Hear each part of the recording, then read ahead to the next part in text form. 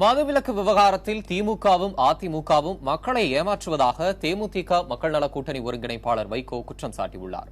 மதுரை தெற்கு தொகுதியில் மதிமுக வேட்பாளர் பூமிநாதனுக்கு ஆதரவாக பரப்புரை செய்த அவர் மீத்தேன் திட்டத்திற்கு திமுக ஆட்சியில்தான் அனுமதி அளிக்கப்பட்டதாக குற்றம் சாட்டினார்.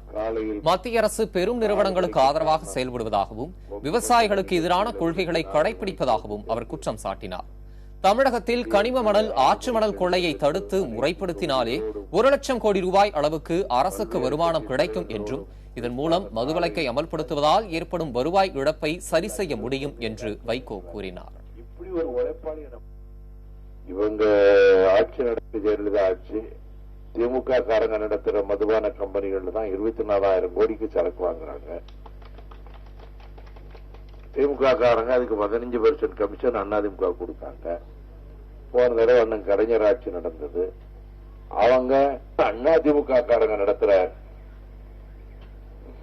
மதுபான கடைகளில் இருந்துதான் 20,000 கோடிக்கு சரக்கு வாங்கினாங்க. அந்த அதிமுக கம்பெனிகள் 15% கமிஷன் திமுக கொடுத்தாங்க.